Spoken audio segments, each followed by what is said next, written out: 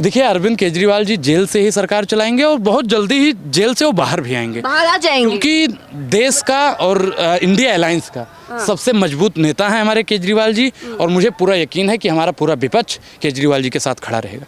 इसलिए भारतीय जनता पार्टी को कहना चाहता हूं, आपने अरविंद केजरीवाल को गिरफ्तार किया है।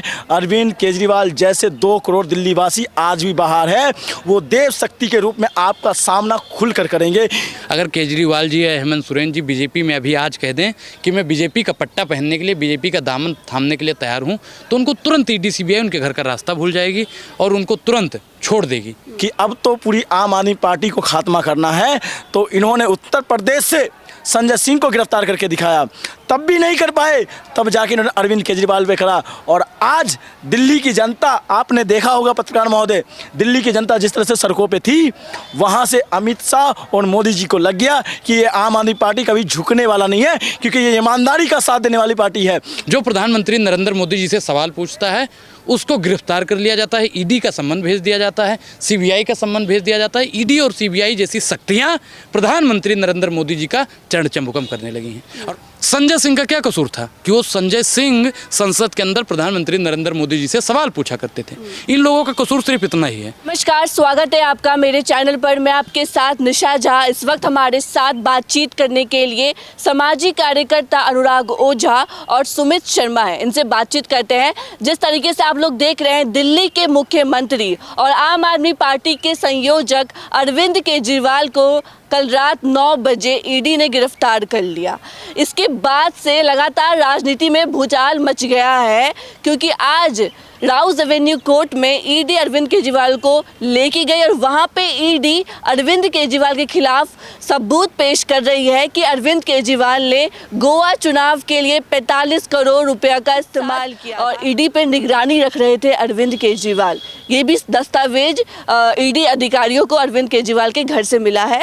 और आप देख रहे हैं जिस तरीके से लगातार विपक्ष के नेताओं पर कार्रवाई की जा रही है ईडी और सीबीआई द्वारा। इससे पहले आपने देखा होगा हेमंत सोरेन पे कार्रवाई की गई, उन्हें जेल भेजा गया।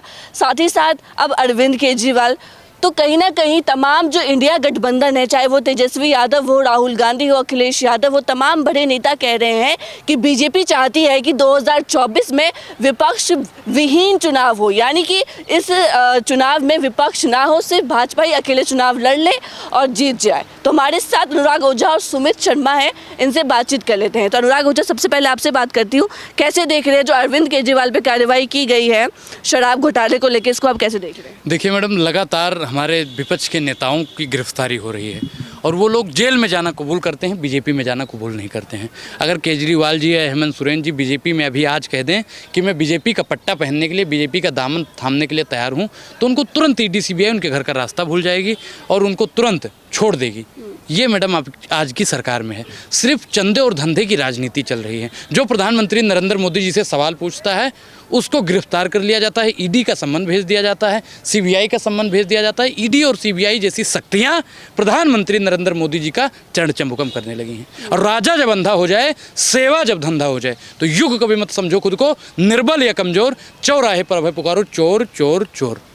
क्या आपको लग रहा है आगे क्या होगा, क्योंकि अरविंद केजरीवाल अभी ईडी की हिरासत में है, 10 दिन की कस्टडी के लिए वो राउज एवेन्यू कोर्ट पहुंचे हुए और ईडी लगातार सबूत दे रहा है अरविंद केजरीवाल के खिलाफ।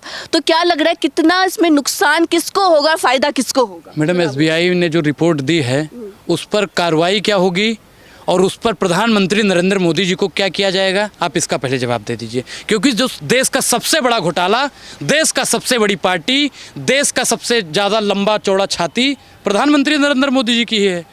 और बताइए, 60 अरब से ज़्यादा पैसा है मैडम, 60 अरब से ज़्यादा इलेक्टोरल बोर्ड में जो पैसा निकला, 4 करोड़ 66 लाख रुपए का पता ही नहीं है, 466 लाख का पता ही नहीं है कि पैसा कहाँ से है। एसबीआई कह रहा है हमारे पास कोई डाटा नहीं है इसका।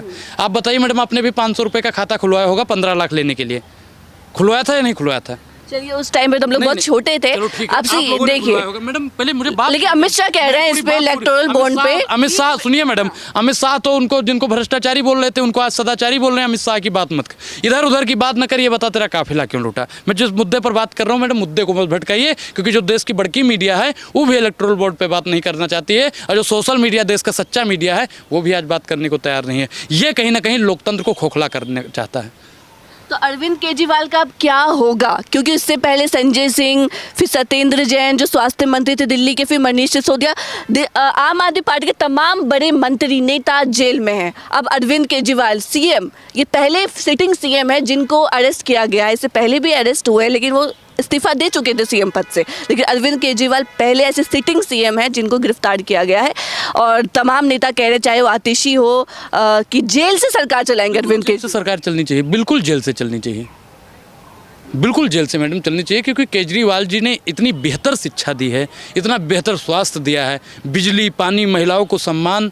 और जो वर्तमान सरकार आज इनको गिरफ्तार कर रही है, न महिलाओं को इज्जत दे रही है, न किसानों की बात कर रही है, न बिजली पे बात कर रही है, न पानी पे बात कर रही है, न स्वास्थ्य पे बात कर रही है, न शिक्षा पर बात कर रही है, सब पे टैक्स थोपने वाली। आप बताइए सत्येंद्र जैन का क्या कसूर था कि वो दिल्ली के बच्चों को बेहतरीन शिक्षा दे रहे थे, बस इतना ही कसूर था।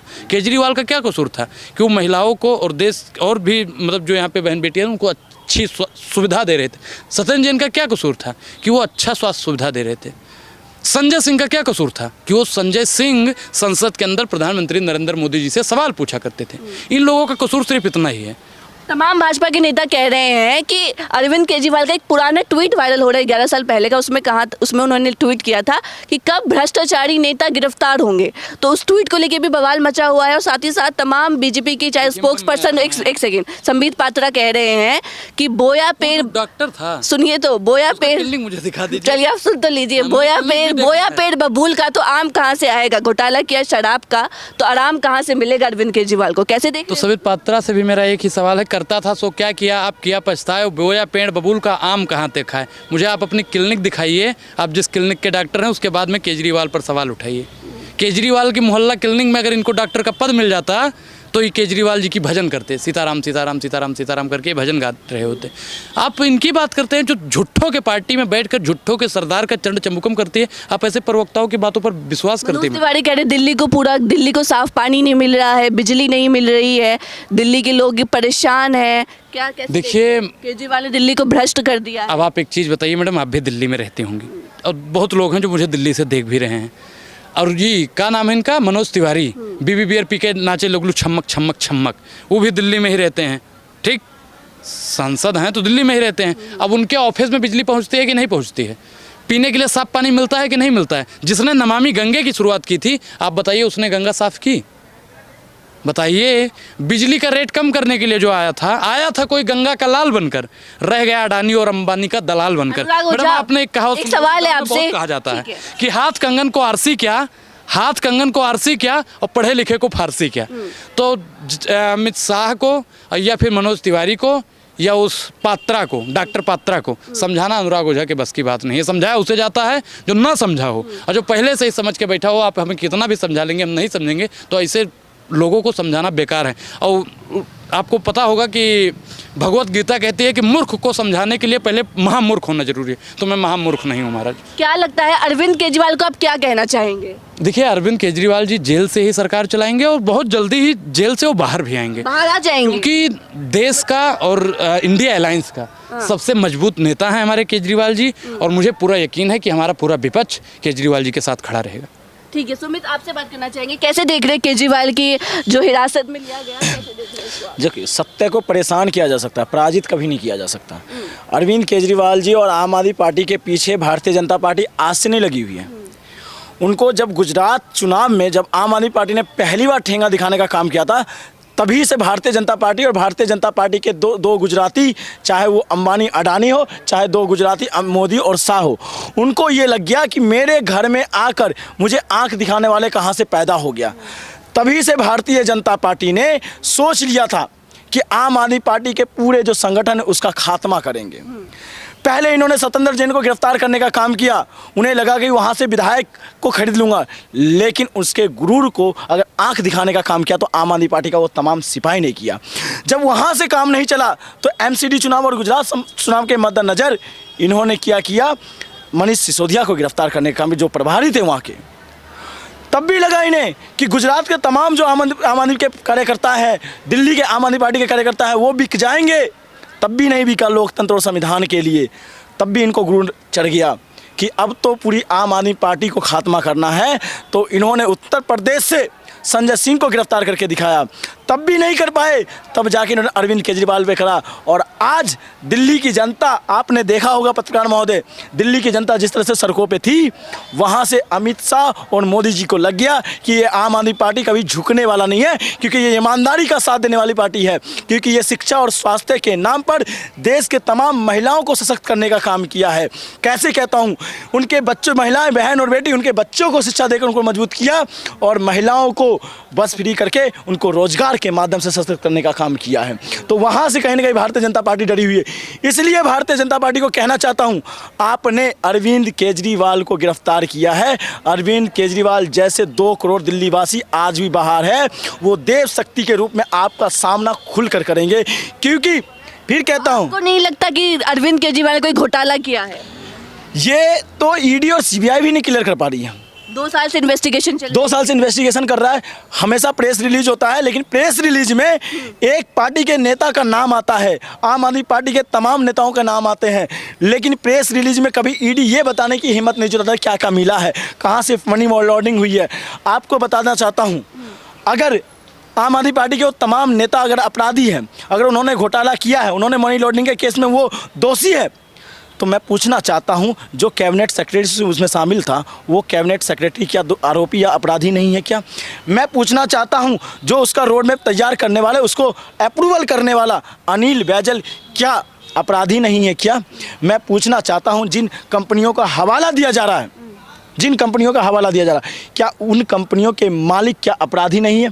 एक तरफ आप उन कंपनियों को संरक्षण देने का काम कर रहे हो, उन्हीं के हवाले के नाम पे जो देश की और दिल्ली की जनता का जो कहते हैं उनके अधिकार बन के खड़ा है, उनको गिरफ्तार करने का काम कर रहे हो, बस इसलिए कि 2024 का चुनाव नज़दीक है, इसलिए कि वो चुनाव में रैली ना कर पाए, इसलिए वो जनता की आवाज़ ना बन पाए, इसलिए कि संविधान और लोकतंत्र को बचाने के लिए आपके गले का फांस ना बन जाए, इसलिए आप गिरफ्तार। लग रहा है कि भाजपा डर गई है, भाजपा डर गए हैं, मोदी जी डरे हुए हैं, तभी तो इन्होंने झारखंड के चुनाव में झारखंड के मुख्यमंत्री को गिरफ्तार किया।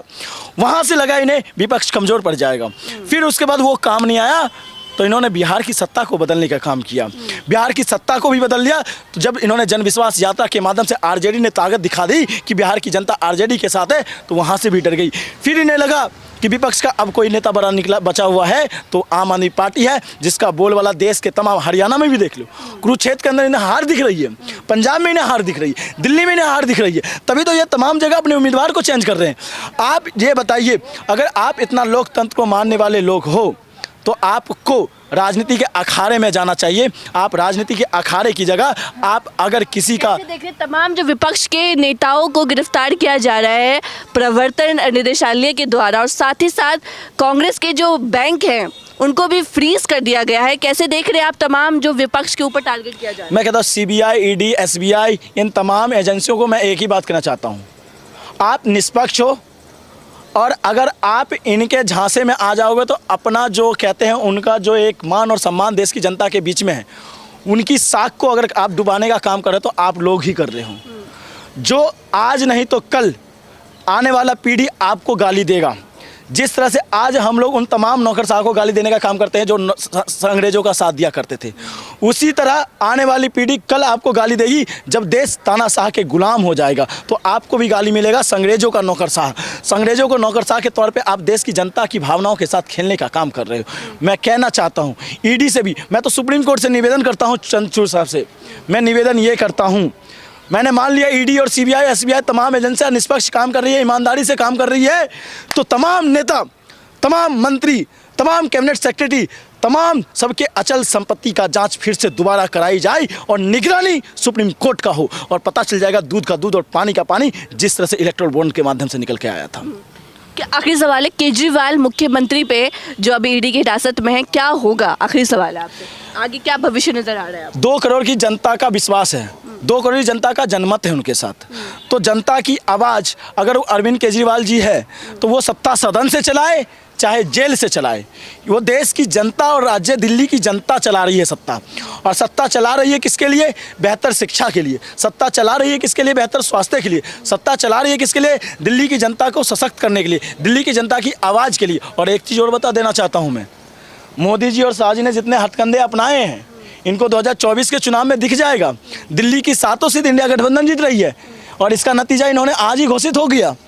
जिस तरह से देश की जनता और दिल्ली की जनता बाहर निकल के अरविंद केजरीवाल का समर्थन किया है, वहाँ से निकल के आ गया है कि देश की जनता भाजपा के तानाशाही के साथ नहीं है, इंडिया गठबंधन के साथ है। शुक्रिया। तो आप देख रहे थे हमारे साथ सुमित शर्मा को आप सुन रहे थे और अनुराग ओझा को भी आपने इससे पहले सुना। जिस तरीके से अरविंद केजरीवाल को गिरफ्तार कर लिया गया है, वहीं साथ ही साथ तमाम जो बड़े पत्रकार हैं, चाहे वो रवीश कुमार हो, राजदीप सरदेसाई हो, तमाम लोग भाजपा को घेर रहे हैं कि भाजपा चाहती है कि 2024 लोकसभा चुनाव में विपक्ष विहीन चुनाव हो, यानी कि विपक्ष को इस देश से ख़त्म कर दिया जाए और सिर्फ भारतीय जनता पार्टी चुनाव जीत जाए और वो 543 सीटें भी ला सकती है, ऐसा रवीश कुमार ने कहा है। तो बने रहे हमारे साथ और देखते हैं आगे अरविंद केजरीवाल पे क्या क्या कार्रवाई होती है, आगे क्या इसका प्रोसेस होता है, ये भी आपको दिखाते रहेंगे। बने रहे हमारे साथ। धन्यवाद।